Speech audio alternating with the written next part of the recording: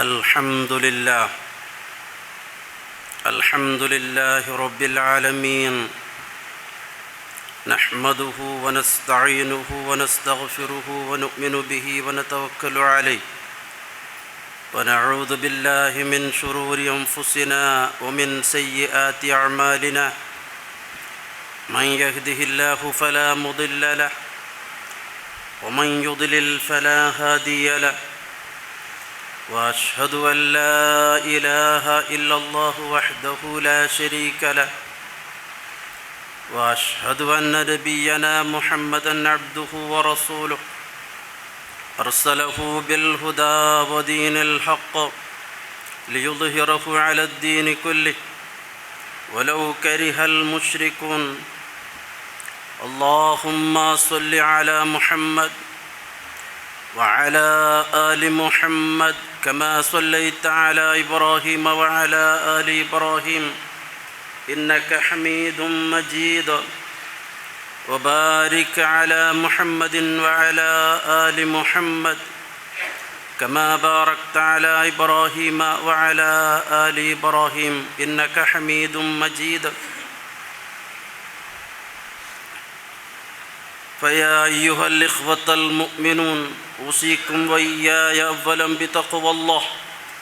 يا أيها الذين آمنوا اتقوا الله حق تقاته ولا تموتن إلا وأنتم مسلمون. يا أيها الذين آمنوا اتقوا الله وقولوا قولا سديدا يصلح لكم أعمالكم ويغفر لكم ذنوبكم، ومن يطع الله ورسوله فقد فاز فوزا عظيما. أما بعد، فإن أصدق الحديث كتاب الله، وخير السنن سنن محمد صلى الله عليه وسلم، وشر الأمور محدثاتها، وكل محدثة بدعة، وكل بدعة ضلالة. إن أريد إلا الإصلاح ما استطعت وما توفيقي إلا بالله، عليه توكلت وإليه أنيب. أعوذ بالله من الشيطان الرجيم. بسم الله الرحمن الرحيم. إن مثل عيسى عند الله كمثل آدم خلقه من تراب ثم قال له كن فيكون. ഏറെ ബഹുമാനമുള്ള ആദരണീയരായിട്ടിരിക്കുന്ന എൻ്റെ പരിശുദ്ധ സഹോദരങ്ങളെ, സഹോദരിമാരെ, വിശ്വാസിനികളെ,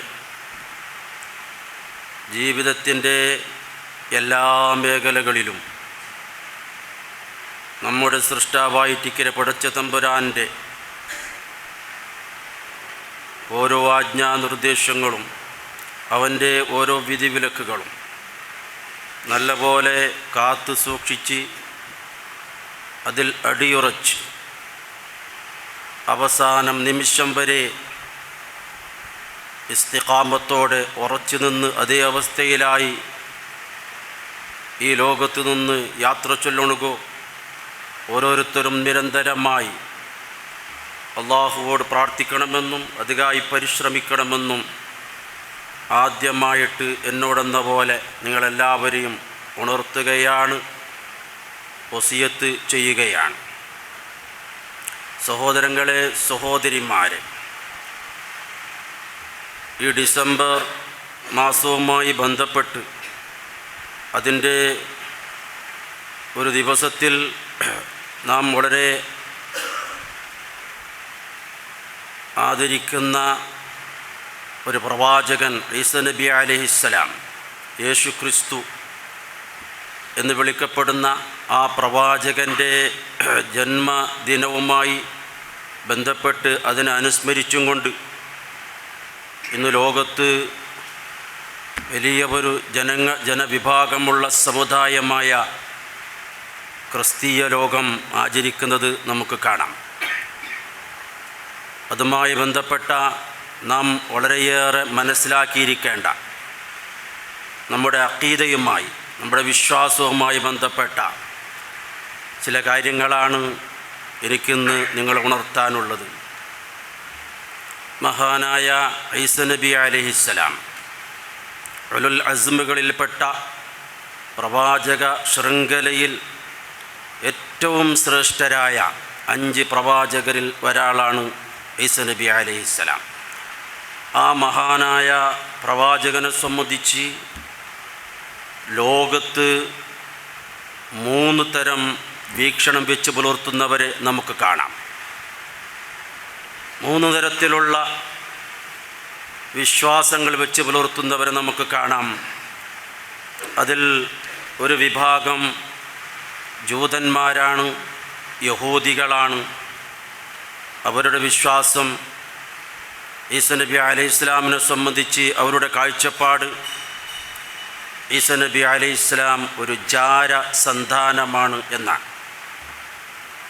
മഅദല്ലാഹ്, ഈസാ നബി അലൈഹിസ്സലാമിൻ്റെ ഉമ്മ മറിയം റളിയല്ലാഹു തആല അൻഹ ആ മഹദിക്ക് ഒരു അന്യപുരുഷനുമായി സമ്പർക്കമുണ്ടായിരുന്നു, ഒരു അഫയർ അവർക്കുണ്ടായിരുന്നു. അങ്ങനെ ആ അന്യപുരുഷനുമായി ബന്ധപ്പെട്ട് അതിലുണ്ടായ സന്തതിയാണ്, ജാരസന്താനമാണ് ഈസ എന്ന വിശ്വാസമാണ് ജൂതന്മാർ, യഹൂദികളുടെ വിശ്വാസം. മഅദല്ലാഹ്.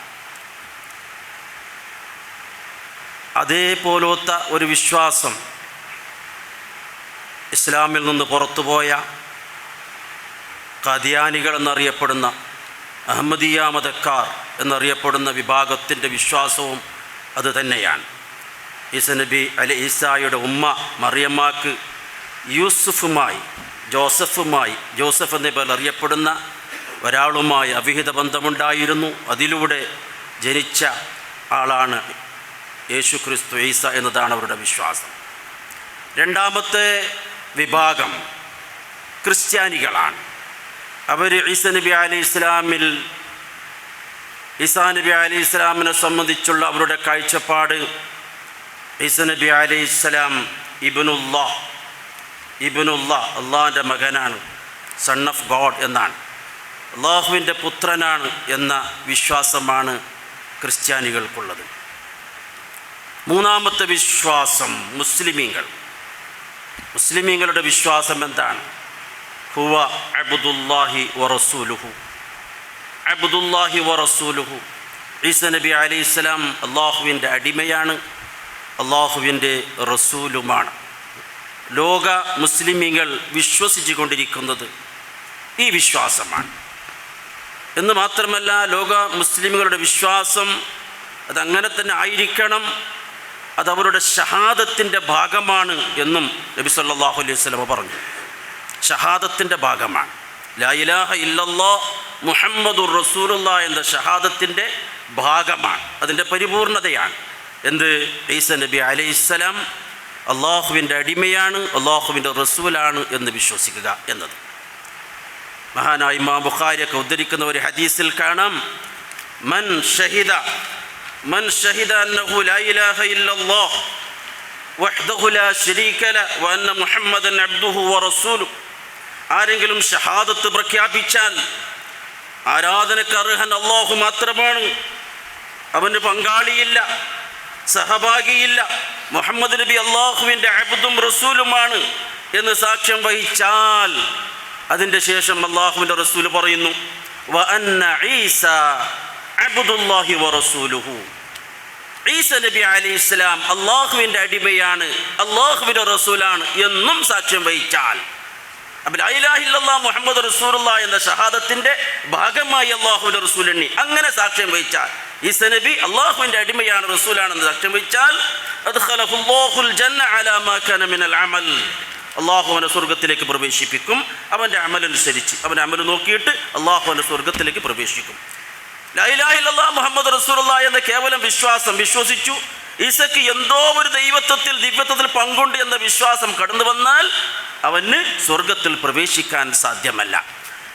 അപ്പോൾ ഈ 3 തരത്തിലുള്ള കാഴ്ചപ്പാടാണ് യേശു ക്രിസ്തുവിനെ സംബന്ധിച്ച്, ഈസാ നബി അലൈഹിസ്സലാമിനെ സംബന്ധിച്ച് ഇന്ന് ലോകത്ത് നിലനിൽക്കുന്നത്. ഒന്ന്, ജൂതന്മാരുടെ കാഴ്ചപ്പാട്, അതായത് ഈസാ നബി അലൈഹിസ്സലാം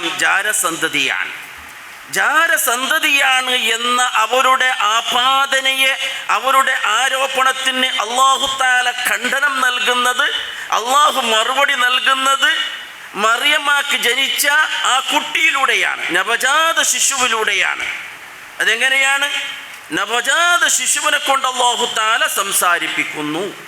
നവജാത ശിശു കുട്ടി തൊട്ടിലിൽ കിടക്കുന്ന സന്ദർഭത്തിൽ ഈസ നബി അലൈഹിസ്സലാമിനെ കൊണ്ട് അല്ലാഹു തആല പളക്കം പറയിപ്പിച്ചിട്ട് അതിന് മറുപടി കൊടുക്കുന്നു. അതോടുകൂടി അവരുടെ സംശയം ക്ലിയർ ആകുന്നതിൽ ഈസ നബി ജാരസന്തതിയല്ല എന്നവർ മനസ്സിലാക്കുന്നുണ്ട്.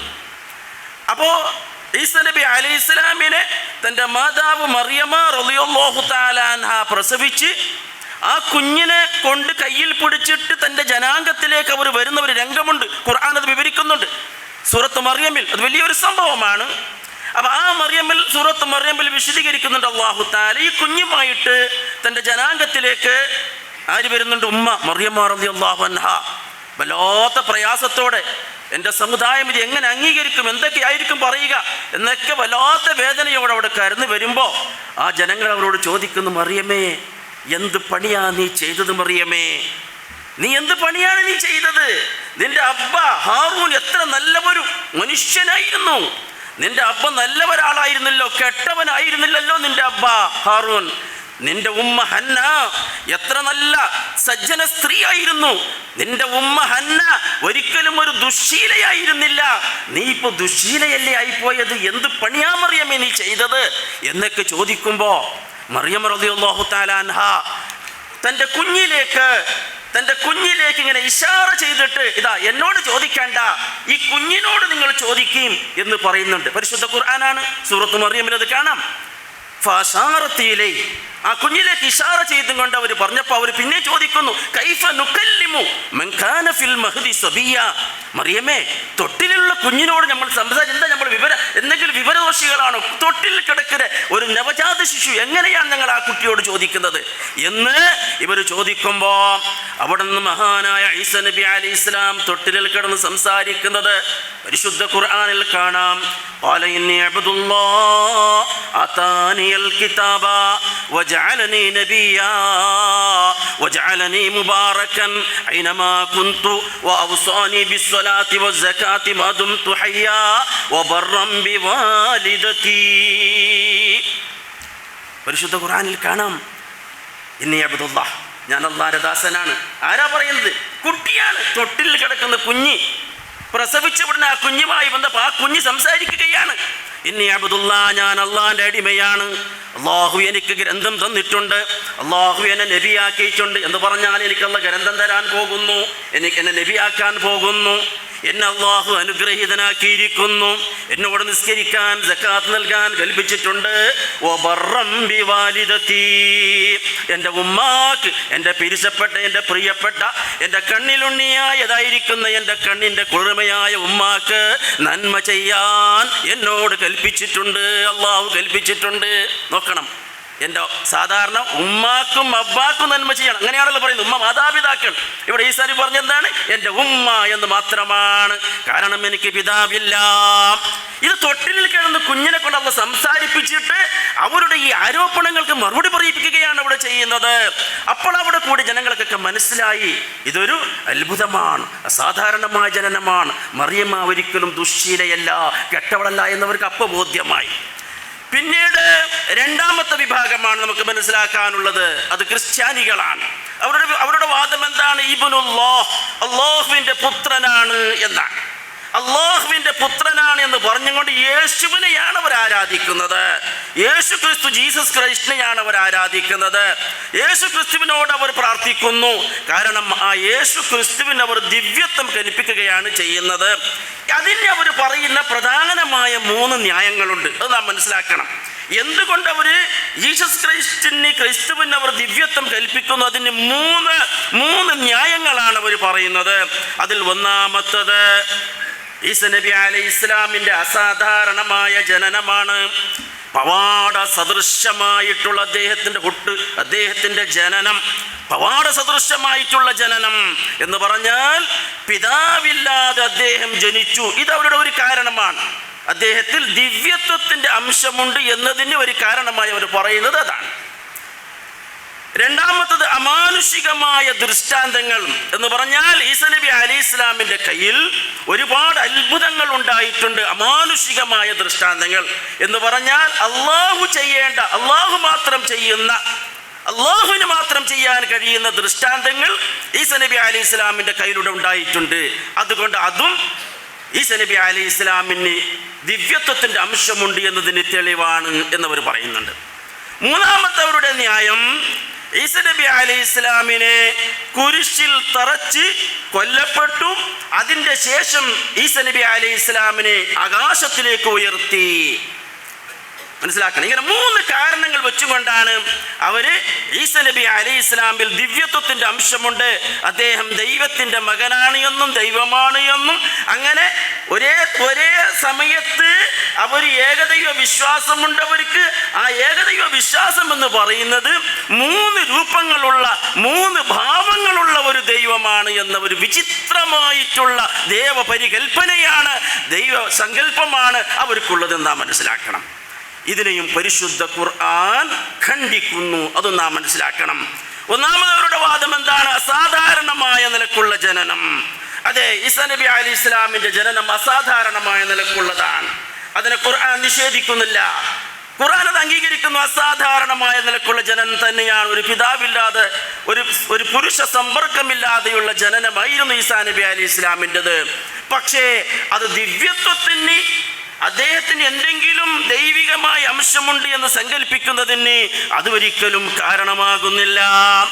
അതിന് പരിശുദ്ധ ഖുർആൻ സൂറത്ത് ആൽ ഇംറാനിൽ അതിനെ ഖണ്ഡിക്കുന്നത് ഇപ്രകാരമാണ്: ഈസ നബി അലൈഹി ഇസ്ലാമിൻ്റെ ജനനം അത് മഹാനായ ആദ്യത്തെ മനുഷ്യനായ, മനുഷ്യവർഗത്തിൻ്റെ ആദ്യ പിതാവായ ഒന്നാമത്തെ മനുഷ്യനായ ആദം നബി അലൈഹി ഇസ്ലാമിൻ്റെ ഉദാഹരണം പോലെയാണ്. പരിശുദ്ധ ഖുർആൻ പറയുന്നത് അങ്ങനെയാണ്. ഈസ നബി അലൈഹി ഇസ്ലാമിൻ്റെ ജനനത്തിൻ്റെ ഉദാഹരണം ആദം നബി അലൈഹി ഇസ്ലാമിൻ്റെത് പോലെയാണ്. ഈസ നബി അലൈഹി ഇസ്ലാമിന് ജനനം അസാധാരണമായതുകൊണ്ട് ദിവ്യത്വം കൽപ്പിക്കാമെങ്കിൽ, ദിവ്യത്വം കൽപ്പിക്കാൻ ഏറ്റവും അർഹനായിട്ടുള്ളത് ഈസ നബിയെക്കാളും കൂടുതൽ സാധ്യതയുള്ളത്, അർഹതയുള്ളത് ആർക്കാണ്? ആദം നബി അലൈഹി ഇസ്ലാമിനാണ് എന്ന് അല്ലാഹു തആല പറയുന്നുണ്ട്. ഇന്ന മസല ഈസ ഇൻദല്ലാഹി കമസലി ആദമ ഖലഖഹു മിൻ തുറാബ് സുമ്മ ഖാല ലഹു കുൻ ഫയകൂൻ. തീർച്ചയായും അല്ലാഹുവിന്റെ അടുക്കൽ ഈസ നബി അലൈഹി ഇസ്ലാമിന്റെ ഉപമ, ഈസ നബി അലൈഹി ഇസ്ലാമിന്റെ ഉദാഹരണം അത് ആദം നബി അലൈഹി ഇസ്ലാമിന്റെ ഉദാഹരണം പോലെയാണ്. ഈസയുടെ ഉപമ ആദമിന്റെ ഉപമ പോലെയാണ്. എങ്ങനെ അത്? ഖലഖഹു മിൻ തുറാബ്. ആദമിനെ അല്ലാഹു തആല എങ്ങനെയാണ് ഉണ്ടാക്കിയത്? ഒരു മണ്ണിന്റെ രൂപമുണ്ടാക്കി. അല്ലാഹു തആല മണ്ണിന്റെ രൂപമുണ്ടാക്കി ആദ്യം. എന്നിട്ട് സുമ്മ ഖാല ലഹു കുൻ ഫയകൂൻ. എന്നിട്ട് ആ രൂപത്തോട് അല്ലാഹു തആല പറഞ്ഞു കുൻ ഫയകൂൻ, നീ മനുഷ്യനാകണം എന്ന് അല്ലാഹു തആല പറഞ്ഞു.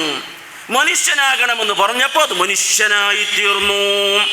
ഇവിടെ അല്ലാഹു തആല ഇതിലൂടെ ഇവർക്ക് മനസ്സിലാക്കി കൊടുക്കുന്നത്, ഈ വാദത്തെ ഖണ്ഡിക്കുന്നു. നോക്ക്, ഈസ നബി അലൈഹി ഇസ്ലാമിനേക്കാളും അത്ഭുതമായ സൃഷ്ടിപ്പാണ് ആദമിൻ്റേത്.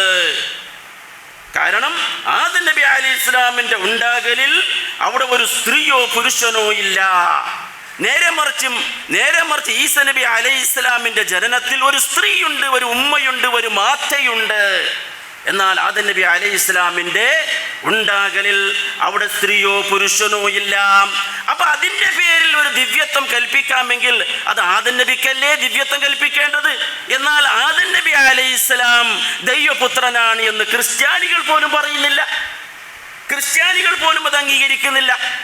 ആദം നബി അലൈഹി ഇസ്ലാം അദ്ദേഹത്തിന് എന്തെങ്കിലും ദിവ്യാംശമുണ്ട്, ദൈവിക അംശമുണ്ട് എന്ന് ക്രിസ്ത്യാനികൾ വാദിക്കുന്നില്ല. അങ്ങനെ ഒരു വാദമില്ല. ഈസ നബിയുടെ കാര്യത്തിൽ മാത്രമാണ് അവർക്ക് ഈ വാദമുള്ളത്.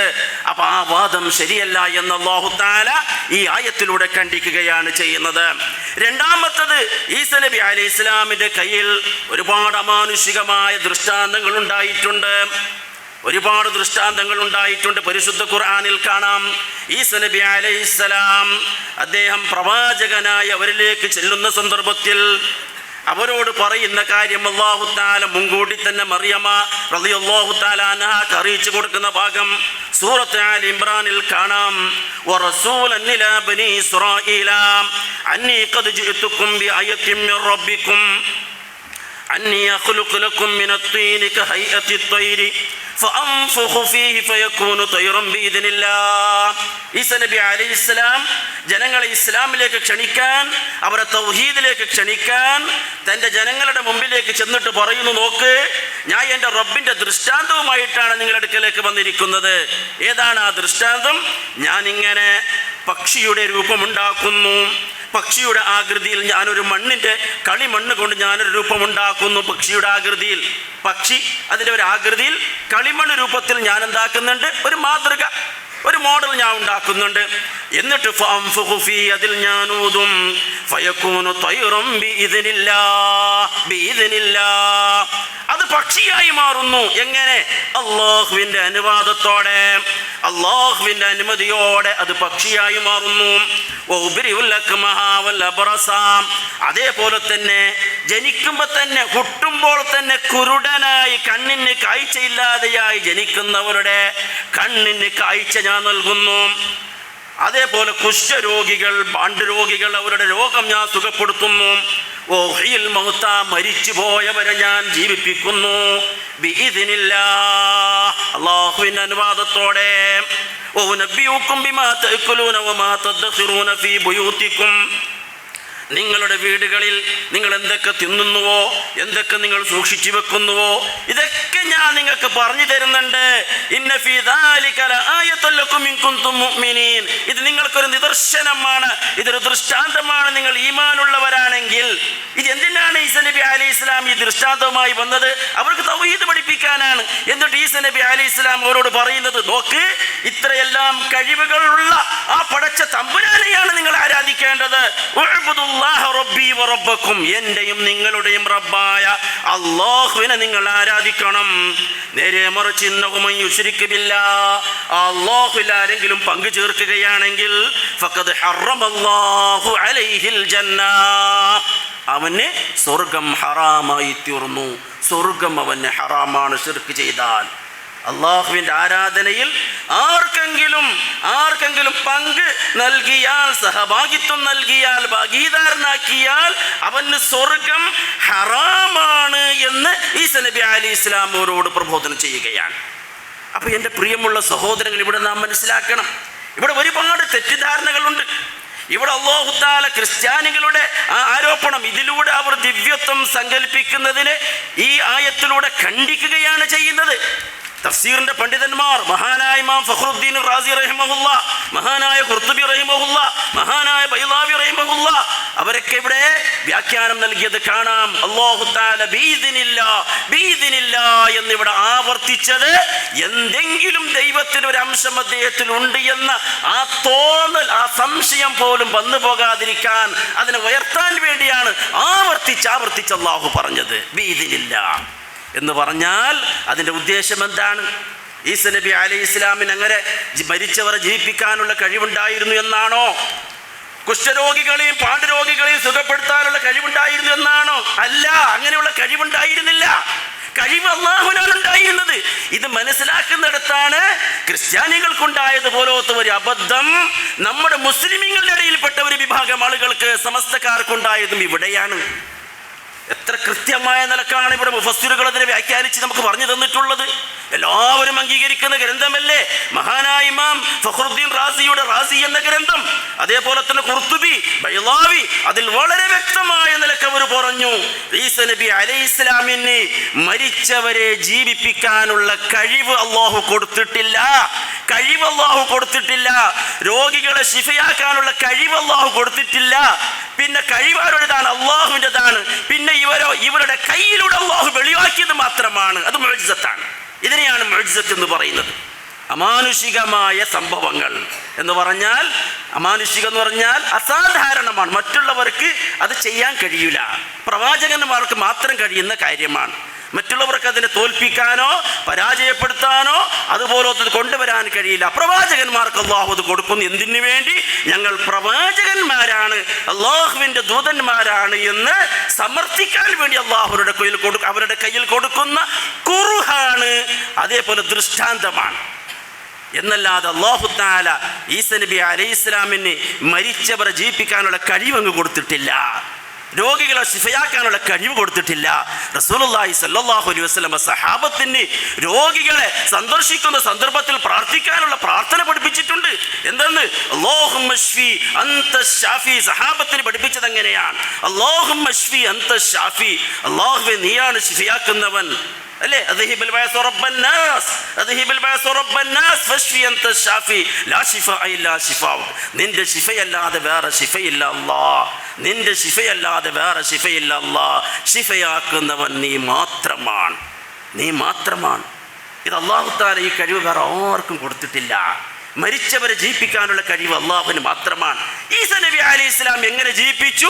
അത് മഹാനായ ഫഖ്റുദ്ദീൻ റാസി റഹിമഹുല്ലാഹ് പറഞ്ഞു, വളരെ വ്യക്തമായ നിലക്ക് പറഞ്ഞു. കാന ഈസാ അലൈഹിസ്സലാം യുഹ്യിൽ അംവാത. ഈസാ നബി അലൈഹിസ്സലാം മരിച്ചവരെ ജീവിപ്പിച്ചത് യാ ഹയ്യു യാ ഖയ്യൂം, യാ ഹയ്യു യാ ഖയ്യൂം എന്ന് വിളിച്ചിട്ടാണ്, പ്രാർത്ഥിച്ചിട്ടാണ്. അല്ലാഹുവോട് പ്രാർത്ഥിക്കുന്നതാണ്, അള്ളാഹിനോട് പ്രാർത്ഥിക്കും. ഒരു കുഷ്ഠരോഗിയോ ഒരു പാണ്ഡുരോഗിയോ കണ്ണിന് സുഖമില്ലാത്ത ആളെ വരുമ്പോൾ ഈസാ നബി അലൈഹിസ്സലാം അള്ളാഹുവോട് പ്രാർത്ഥിക്കും. എങ്ങനെ? യാ ഹയ്യു യാ ഖയ്യൂം. ആ പ്രാർത്ഥനക്കുള്ള ഇജാബത്ത്, അതിൻ്റെ ഉത്തരമാണ് അല്ലാഹു തആല ഈസാ നബി അലൈഹിസ്സലാമിൻ്റെ കയ്യിലൂടെ ചെയ്തത്. വളരെ വ്യക്തമായ നിനക്ക് മനസ്സിലാക്കണം. ഇത് മനസ്സിലാക്കാത്തതിൻ്റെ പേരിലാണ് ഇവിടെ മുഅ്ജിസത്തും അതേപോലെ തന്നെ കറാമത്തും തെറ്റായി പഠിപ്പിച്ചതിൻ്റെ പേരിലാണ് പ്രിയമുള്ളവരെ എത്രയോ ആയിരങ്ങളല്ല പതിനായിരങ്ങൾ ശിർക്കിലേക്ക് ആപതിക്കുന്നത് നിങ്ങൾ മനസ്സിലാക്കണം. കറാമത്തും മുഅ്ജിസത്തും എല്ലാം തന്നെ ഇവിടെ തെറ്റായി പഠിപ്പിച്ചത് കൊണ്ട് നമ്മുടെ ഈ തൊട്ടടുത്ത നാട്ടിൽ കേരളത്തിൽ ഒരു സംഭവം ഉണ്ടായിട്ടുണ്ട്. ഈ അടുത്ത കാലത്ത് കൊളത്തൂർ എന്ന് പറയുന്ന ഒരു സ്ഥലത്ത് ഒരാൾ മരിച്ചു. കൊളത്തൂർ എന്ന് പറയുന്ന സ്ഥലത്ത് ഒരാൾ മരിച്ചു. അങ്ങനെ മരിച്ചതിന് ശേഷം അയാളെ മറമാടുന്നില്ല, വീട്ടുകാരും മറമാടുന്നില്ല, ആ മയ്യത്തിന് കാവൽ നിൽക്കുകയാണ്. ഇതിപ്പോൾ അടുത്ത് കേരളത്തിലുണ്ടായ സംഭവമാണ്. കൊളത്തൂർ എന്ന് പറയുന്ന സ്ഥലത്ത് മറമാടുന്നില്ല, മയ്യത്തിനിങ്ങനെ കാവൽ നിൽക്കുകയാണ്. എന്തേ?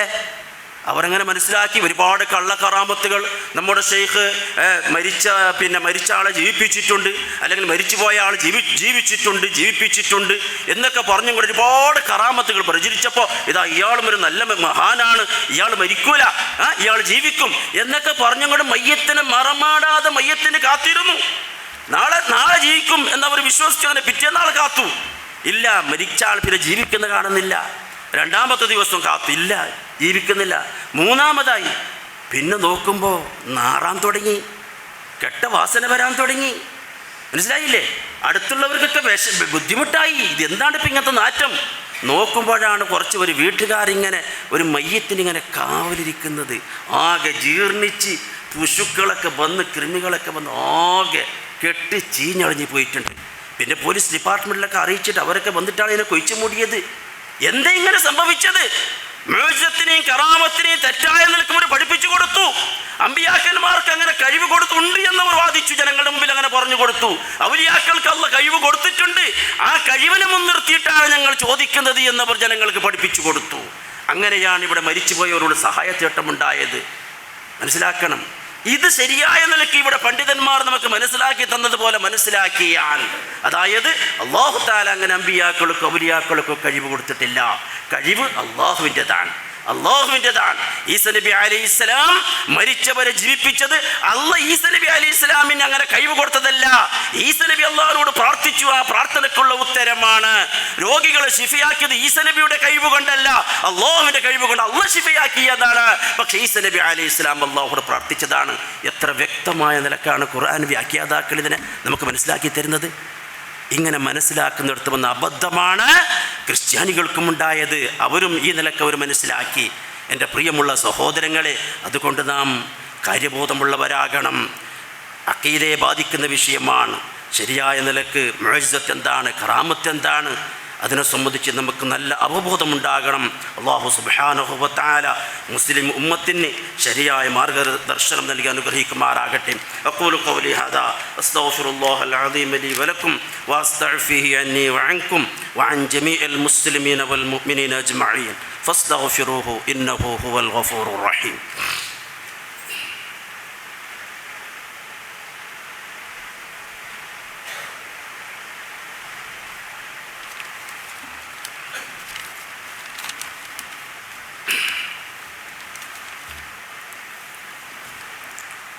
الحمد لله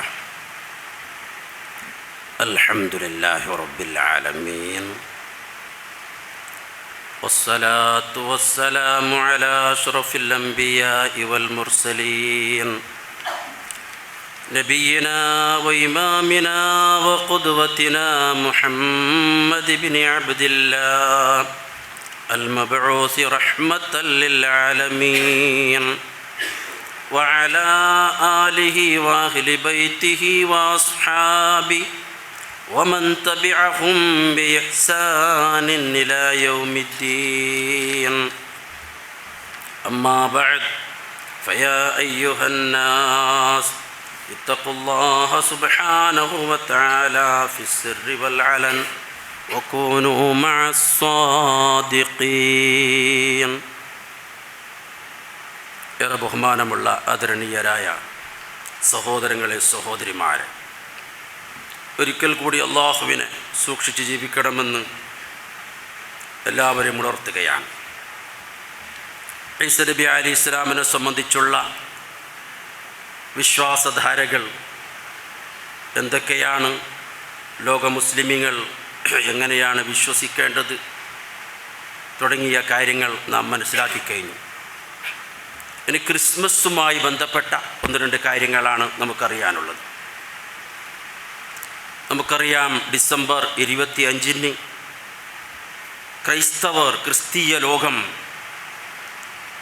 മഹാനായ ഈസാ നബി അലൈഹി ഇസ്ലാമിൻ്റെ ജന്മദിനം എന്ന നിലക്ക്, തിരുപ്പിറവി എന്ന നിലക്ക് ആ ദിവസം അവർ ആഘോഷിക്കുന്നു, ആ ദിവസത്തെ അവർ അനുസ്മരിക്കുന്നു. അത്തരത്തിലുള്ള ആഘോഷങ്ങളിൽ മുസ്ലിമീങ്ങൾ ലാ ഇലാഹ ഇല്ലല്ലാഹ് മുഹമ്മദ് റസൂലുള്ളാഹിൽ വിശ്വസിക്കുന്ന മുസ്ലിമീങ്ങളുടെ സമീപനം എന്തായിരിക്കണം? അത്തരം ആഘോഷങ്ങളിൽ ഭാഗഭാക്കാകാനോ അല്ലെങ്കിൽ അവരുടെ ആഘോഷങ്ങളുടെ ഭാഗമായി നമ്മുടെ വീടുകളിലോ നമ്മുടെ സ്ഥാപനങ്ങളിലോ ഷോപ്പുകളിലോ മറ്റോ എന്തെങ്കിലും സ്റ്റാറുകൾ തൂക്കുകയോ അല്ലെങ്കിൽ അതിൻ്റെ പേരിൽ സ്റ്റാറ്റസ് ഇടുകയോ ചെയ്യാൻ നമുക്ക് പാടുണ്ടോ? വളരെ ഗൗരവമായി നാം അത് മനസ്സിലാക്കേണ്ട കാര്യമാണ്. ഒന്നാമതായി നാം മനസ്സിലാക്കേണ്ടത് ക്രിസ്മസ് എന്ന് പറഞ്ഞാൽ എന്താണ്? ക്രിസ്മസ് എന്ന് പറഞ്ഞാൽ ക്രിസ്തീയ ജനങ്ങളുടെ വിശ്വാസത്തിൻ്റെ ഭാഗമായുള്ള ഒരു ആചാരമാണ്. ക്രിസ്തീയ അവരുടെ വിശ്വാസത്തിൻ്റെ ഭാഗമായുള്ള ഒരു ആചാരമാണ്. എന്താണ് അവരുടെ വിശ്വാസം എന്ന് നമ്മൾ മനസ്സിലാക്കി. ഈസാ നബി അലൈഹി ഇസ്ലാമിനെ സംബന്ധിച്ചുള്ള അവരുടെ വിശ്വാസം എന്താണ്? അല്ലാഹുവിൻ്റെ പുത്രനാണ് എന്നാണ്. അല്ലാഹുവിൻ്റെ പുത്രനാണ് എന്ന വളരെ വളരെ കടുത്ത ഒരു വിശ്വാസമാണ് ക്രിസ്ത്യാനികൾ ഇന്ന് വെച്ചു പുലർത്തുന്നത്. ഇത് എത്രത്തോളം കടുത്തതാണ് നമ്മൾ മനസ്സിലാക്കണമെങ്കിൽ അല്ലാഹു തആല ആ വിശ്വാസത്തെ ಖಂಡಿക്കുമ്പോൾ അല്ലാഹ് പ്രയോഗിച്ച വാക്കുകൾ നാം ഒന്ന് നോക്കണം. അല്ലാഹുവിനൊരു പുത്രനുണ്ട് എന്നുള്ള ആ വാക്ക് എത്രമാത്രം അല്ലാഹുവിന് വെറുപ്പുളവാക്കുന്ന വാക്കാണ് നമ്മൾ മനസ്സിലാക്കണം. നാം ഇന്നത്തെ ദിവസം ഓതിയ ഒരു സൂറത്തുണ്ടല്ലോ, മിക്കവാറും ഓതിയിട്ടുണ്ടാകും, സൂറത്തുൽ കഹ്ഫ് അല്ലേ? ആ സൂറത്തുൽ കഹ്ഫിൻ്റെ ആദ്യത്തിൽ തന്നെ ഒരായത്തുണ്ട്. എന്തെന്ന്? وَيُنذِرَ الَّذِينَ قَالُوا اتَّخَذَ اللَّهُ وَلَدًا مَا لَهُم بِهِ مِنْ عِلْمٍ وَلَا لِآبَائِهِمْ كَبُرَتْ كَلِمَةً تَخْرُجُ مِنْ أَفْوَاهِهِمْ إِنْ يَقُولُونَ إِلَّا كَذِبًا. അല്ലേ? പരിശുദ്ധ ഖുർആൻ സൂറത്തുൽ കഹ്ഫിന്റെ ആദ്യത്തിൽ തന്നെ അല്ലാഹു കൊടുക്കും. അതായത് ഈ പരിശുദ്ധ ഖുർആനിനെ അള്ളാഹു അവതരിപ്പിച്ചതിൻ്റെ ലക്ഷ്യം എന്താണ്, അതിൻ്റെ ഗുരി എന്താണ്, ലക്ഷ്യം എന്താണെന്ന് അവിടെ അള്ളാഹു പറയുന്നുണ്ട്. അള്ളാഹുവിന് സന്താനമുണ്ട് എന്ന് പറയുന്നവർക്ക് താക്കീത് നൽകാനാണ് ഈ ഖുർആനിൻ്റെ അവതരണം. അവർക്ക് എച്ചരിക്ക നൽകാനാണ്. അവർക്ക് ഇതിനെ സംബന്ധിച്ച് യാതൊരു ജ്ഞാനവുമില്ല. അല്ലാഹുവിന് സന്താനമുണ്ട് എന്ന് പറയുന്ന വാദിക്കുന്ന ജൽപ്പിക്കുന്നവർക്ക് അള്ളാഹിനെ സംബന്ധിച്ച് യാതൊരു ജ്ഞാനവുമില്ല, അവർക്കുമില്ല, അവരുടെ മുമ്പ് കഴിഞ്ഞു കടന്നു പോയവരുടെ പൂർവികന്മാർക്കുമില്ല. അവരുടെ വായിൽ നിന്നിട്ട് പണ്ട് ആ വാക്കുണ്ടല്ലേ, ആ പളക്ക അത്രക്കും ഗൗരവമുള്ളതാണ്, ഘോരമായ പാതകമാണ് അങ്ങ് ചൊല്ലുന്നത്. സൂറത്ത് മറിയമിൽ അതിനേക്കാളും കടുപ്പത്തിൽ അല്ലാഹു പറഞ്ഞിട്ടുണ്ട്. തഖാദു സ്സമാവാതു യതഫത്തർന തഖാദു സ്സമാവാതു യതഫത്തർന മിൻ വതൻശഖുൽ അർദ് വതഖിറുൽ ജിബാലു ഹദ്ദാൻ ദഅു ലിർറഹ്മാനി വലദാ. ആകാശങ്ങൾ പൊട്ടിപ്പിളർന്നു പോകും അവരുടെ ഈ വാദം കൊണ്ട്. ആകാശങ്ങൾ പൊട്ടിപ്പിളർന്നു പോകുന്ന, ഭൂമി കീറിപ്പോകുന്ന, പർവ്വതങ്ങൾ പൊടിപ്പൊടിയായി തീരുന്ന വാദമാണ്, ജൽപ്പനമാണ്. പർവ്വതങ്ങൾക്ക് പോലും അത് ഉൾക്കൊള്ളാൻ കഴിയാത്ത, ആകാശങ്ങൾക്കും ഭൂമിക്ക് പോലും ഉൾക്കൊള്ളാൻ കഴിയാത്ത ജൽപ്പനമാണ്, വാദമാണ് അവരുടെ വാദം. എത്ര ഗൗരവമുള്ളതാണ് നിങ്ങൾ മനസ്സിലാക്കണം. പരിശുദ്ധ ഖുർആൻ അതുകൊണ്ടാണ് അവരോട് പറഞ്ഞത് വലാ തഖൂലു സലാസ. കാരണം അവരുടെ വാദം മൂന്ന് തരത്തിലുള്ള, മൂന്ന് രൂപങ്ങളുള്ള ഏകദൈവം എന്നാണ്. അവരോട് ചോദിച്ചാൽ എത്ര ദൈവമാണ്? ഒരേ ദൈവം. പിന്നെയോ ഒരു ദൈവത്തിന് മൂന്ന് രൂപങ്ങളുണ്ട് അല്ലേ? പിതാവ്, പുത്രൻ, പരിശുദ്ധാത്മാവ്, തൻ്റെ മക, പവിത്രാത്മാ. ഇതാണ് അവരുടെ വാദം. ഒരു വിചിത്രമായ ദൈവം. എന്താണ് ഒരു വിചിത്രമാണ്. ഈസാ നബി അലൈഹി ഇസ്ലാമിനൊക്കെ ഉയർത്തിയതിന്റെ ശേഷം ക്രിസ്തീയ സഭകളെല്ലാം കൂടി ഉണ്ടാക്കിയ ഒരു വാദമാണ്, ഒരു ജൽപ്പനമാണത്. അതുകൊണ്ടാണ് അള്ളാഹു പറഞ്ഞത് വലാ തഖൂലു സലാസ ഇൻതഹു ഖൈറൻ ലക്കും. നിങ്ങൾ അവസാനിപ്പിക്കാറോ, നിങ്ങൾക്കത് ഖൈറാണ്. കാരണം ഇത് അവസാനിപ്പിച്ചാൽ, ഈ വാദം അവസാനിപ്പിച്ചാൽ അവർ ഇസ്ലാമിലേക്ക് അടുത്തായി. പിന്നെ അവർക്ക് ഇസ്ലാമിലേക്ക് കടന്നു വരാൻ വലിയ പ്രയാസമില്ല. അതുകൊണ്ടാണ് അള്ളാഹു ഖുർആനിൽ പറഞ്ഞത് നിങ്ങൾ ഇത് അവസാനിപ്പിക്കാറോ. ഈ വാദം നിങ്ങൾ അവസാനിപ്പിച്ചാൽ നിങ്ങൾ ഇസ്ലാമിലേക്ക് അടുത്തു. മനസ്സിലാക്കണം. അത്ര ഗൗരവമുള്ള വാദം വെച്ച് പുലർത്തുന്ന ക്രിസ്തീയർ, ആ ക്രിസ്തീയർ അവരുടെ വിശ്വാസത്തിന്റെ ഭാഗമായി അവരാഘോഷിക്കുന്ന ക്രിസ്മസ്, അത് പ്രിയമുള്ളവരെ നമുക്ക് എങ്ങനെ ആഘോഷിക്കാൻ വേണ്ട? ആ ആഘോഷത്തിന് എന്തെങ്കിലും ഒരു ഒരു സ്റ്റാറ്റസ് ഇടാൻ, എന്തെങ്കിലും ഗ്രീറ്റിംഗ്സുകൾ, എന്തെങ്കിലും സമ്മാനങ്ങൾ അങ്ങോട്ടും ഇങ്ങോട്ട് കൈമാറാൻ, ഇനി സമ്മാനം കിട്ടിയാൽ അത് സ്വീകരിക്കാൻ നമുക്ക് എങ്ങനെ സാധിക്കും? നിങ്ങൾ ചിന്തിച്ചു നോക്കണം നിങ്ങൾ അല്ലേ? ചില ആളുകളൊക്കെ ചോദിക്കും, ഒന്നും ഒരു സ്റ്റാറ്റസ് ഇട്ടാൽ ഇപ്പം എന്താ കുഴപ്പമുള്ളത് അല്ലേ? ഒന്നും ഒരു ആശംസ കൊടുത്താൽ ഇപ്പം എന്താ കുഴപ്പമുള്ളത്? ചില ആളുകൾ ചിലപ്പോൾ നമ്മുടെ ഇടയിലും പറയുന്നവരുണ്ടാകും. നമ്മളൊക്കെ ലാ ഇലാഹ ഇല്ലല്ലാഹ് പറയുന്നവരല്ലേ, 5 നേരം നിസ്കരിക്കുന്നവരല്ലേ, നോമ്പ് പിടിക്കുന്നവരല്ലേ, എന്താ നമ്മുടെ വിശ്വാസമൊക്കെ അങ്ങ് തകർന്നു പോവോ? ഒന്നിങ്ങനെ ഒരു സമ്മാനം കൊടുത്താൽ എന്താ? ഇപ്പം ഇതിപ്പോൾ സെക്യുലർ കൺട്രി അല്ലേ, മതേതരത്വ രാജ്യമല്ലേ? എൻ്റെ പ്രിയമുള്ളവരെ, അള്ളാഹുവിൻ്റെ ഈ വാക്കുകൾ നിങ്ങൾ നോക്കി. ഗൗരവം എന്തായിപ്പോകുമെന്ന് അള്ളാഹ് പറഞ്ഞല്ലോ. അവരുടെ വിശ്വാസം എങ്ങനെയാണെന്ന്. ആകാശങ്ങൾ ഇടിഞ്ഞു പോകുന്ന തരത്തിലുള്ള വിശ്വാസമാണ് അവരുടെ വിശ്വാസം. മനസ്സിലാക്കണം. ആ വിശ്വാസത്തിന് എങ്ങനെ ഒരു മുഅ്മിനായ മനുഷ്യന് ആശംസ നേരാൻ സാധിക്കും?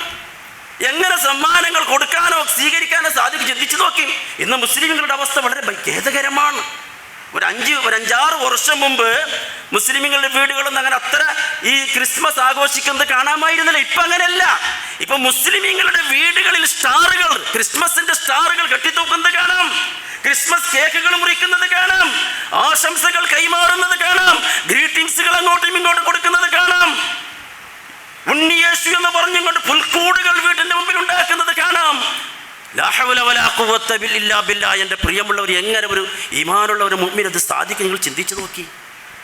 അപ്പം അതുകൊണ്ട് എന്തെങ്കിലും സമ്മാനങ്ങൾ തരിക, ആരെങ്കിലും തന്നാൽ തന്നെ അവരോട് നല്ല മനോഹരമായ നിലക്ക്, മാന്യമായ നിലക്ക് നമുക്ക് അവരോട് സ്നേഹത്തോടെ പറയണം. മതങ്ങൾ സങ്കലിക്കാൻ പാടില്ല. മതസൗഹാർദ്ദമല്ല. നമ്മുടെ ആദർശമോ നമ്മുടെ വിശ്വാസമോ പണയം വെച്ചുകൊണ്ട് ഒരിക്കലും ഒരു മതത്തിൻ്റെയും ആചരണം നമ്മുടെ ജീവിതത്തിലേക്ക് വന്നു പോകാൻ പാടില്ല. ഇത് വളരെ കർശനമായിരിക്കണം. ഇത് നാം മനസ്സിലാക്കണം. അപ്പം അതുകൊണ്ട് തന്നെ ആരെങ്കിലും സമ്മാനം തന്നാൽ നമുക്കതിനെ മാന്യമായ നിലക്ക് അവരോട് പറഞ്ഞ് മനസ്സിലാക്കി കൊടുക്കാൻ നമുക്ക് സാധിക്കണം. വെറുപ്പല്ല, സ്നേഹത്തോടെ. ഞാൻ ഖുതുബ നടത്തുന്ന ഒരു പള്ളിയുണ്ട് കേരളത്തിൽ, ഒരു സലഫി പള്ളിയാണ്.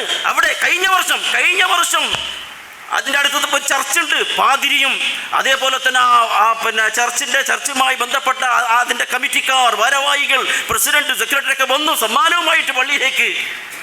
കഴിഞ്ഞ വർഷം സമ്മാനമായി ബന്ധപ്പെട്ട് നമ്മളൊക്കെ നല്ല അവിടുത്തെ പ്രസിഡന്റ്, സെക്രട്ടറി ഒക്കെ ഉണ്ടായിരുന്നു. നല്ല മാന്യമായ നിലക്ക് അവരെ സ്വീകരിച്ചു. നല്ല സ്നേഹത്തോടെ, നല്ല പുഞ്ചിരിയോടെ അവരെ നാം പള്ളിയിലേക്ക് ഇരുത്തി സ്വീകരിച്ചു.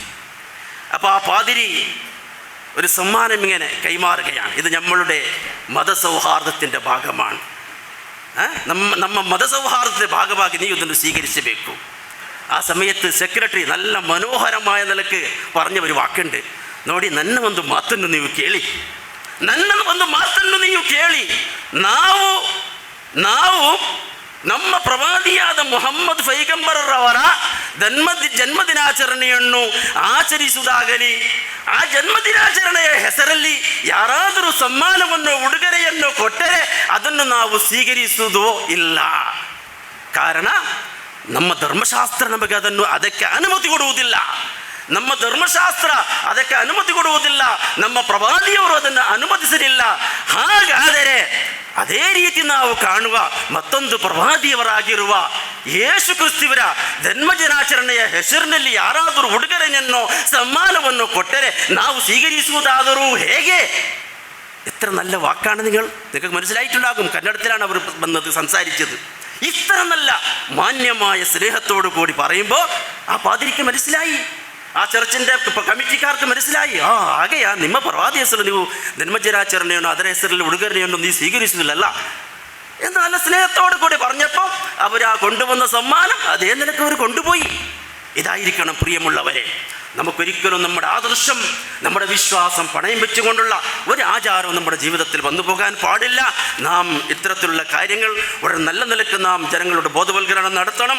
അല്ലാഹു സുബ്ഹാനഹു വ തആല ഈ ഉമ്മത്തിന് ശരിയായ ദിശാബോധം, ശരിയായ ഹിദായത്ത്, അത് അവരുടെ ആദർശം, അവരുടെ വിശ്വാസം അവസാന നിമിഷം വരെ കാത്തു സൂക്ഷിച്ച് അതിലടിയുറച്ച് നിൽക്കാൻ അല്ലാഹു സുബ്ഹാനഹു വ തആല തൗഫീഖ് നൽകുമാറാകട്ടെ. ഒന്ന് രണ്ട് കാര്യങ്ങൾ ഉണർത്താനുള്ളത്, എല്ലാ ആഴ്ചകളും പറയുന്നത് പോലെ ഇന്ന് പള്ളിയുടെ കലക്ഷനാണ്. അത് പ്രത്യേകമായി നിങ്ങൾ അറിയിക്കേണ്ട ആവശ്യമില്ല. ഓരോരുത്തരും, ഓരോ സ്ത്രീയും പുരുഷനും വളരെ ഉദാരമായ നിലയ്ക്ക്, വിശാലമായ നിലയ്ക്ക് സംഭാവന നൽകണം. നിങ്ങളുടെ സംഭാവന നമ്മുടെ പള്ളിയും മദ്രസയും മുമ്പോട്ട് കൊണ്ടുപോകാൻ വളരെയേറെ സഹായകമാകുന്നുണ്ട്. അതുകൊണ്ട് പ്രിയമുള്ളവരെ, ഇനിയും ധാരാളമായി നിങ്ങൾ ആ സംഭാവന നൽകണം എന്ന് പ്രത്യേകമായി ഉണർത്തുന്നു. നാളത്തെ ക്ലാസ് ശനിയാഴ്ച ഇവിടെ സ്ത്രീകൾക്കായി പ്രത്യേക ക്ലാസ്സിൻ്റെ വൈകുന്നേരം. ആ ക്ലാസ്സിൽ എല്ലാവരും കഴിവിൻ്റെ പരമാവധി അതിൽ ഭാഗവാക്കായി അത് ഉപയോഗപ്പെടുത്തണം. പിന്നീട് ഒരു റഫീഖ് മദനി എന്ന് പറയുന്ന ആൾ വളരെ രോഗിയായി വളരെ സങ്കടത്തിലാണ്, പ്രയാസത്തിലാണ്. അദ്ദേഹത്തിൻ്റെ രോഗം അല്ലാഹു തആല എത്രയും വേഗം ശിഫയാക്കി കൊടുക്കുമാറാകട്ടെ. അതേപോലെ തന്നെ ഒരുപാട് പേര് നമ്മുടെ ഇടയിൽ രോഗികളായിട്ടുണ്ട്. നമ്മുടെ മാതാപിതാക്കളിൽ, നമ്മുടെ മക്കളിൽ, കുടുംബങ്ങളിൽ ഒരുപാട് പേര് രോഗികളായി കഴിയുന്നു. ഒരുപാട് ശാരീരികമായ മാനസികമായ പ്രയാസങ്ങൾ അനുഭവിക്കുന്നവരുണ്ട്. റബ്ബ് സുബ്ഹാനഹു വ തആല അവരുടെ എല്ലാ രോഗങ്ങളും അതേപോലെ അവരുടെ എല്ലാ പ്രയാസങ്ങളും അല്ലാഹു സുബ്ഹാനഹു വ തആല ദൂരീകരിച്ചു കൊടുക്കുമാറാകട്ടെ. അല്ലാഹുവിൻ്റെ തഅത്തിലായി അവർക്കും നമുക്കും അല്ലാഹു തആല ദീർഘായുസ്സ് പ്രദാനം ചെയ്യുമാറാകട്ടെ. അല്ലാഹുമ്മ ഗ്ഫിർ ലിൽ മുഅ്മിനീന വൽ മുഅ്മിനാത്ത് വൽ മുസ്ലിമീന വൽ മുസ്ലിമാത്ത് الأحياء منهم والأموات إنك مجيب الدعوات ويا قاضي الحاجات. ربنا اغفر لنا ولإخواننا الذين سبقونا بالإيمان ولا تجعل في قلوبنا غلا للذين آمنوا ربنا إنك رؤوف رحيم. عباد الله رحمكم الله، إن الله يأمر بالعدل والإحسان وإيتاء ذي القربى وينهى عن الفحشاء والمنكر والبغي يعظكم لعلكم تذكرون ولذكر الله أكبر والله يعلم ما تصنعون.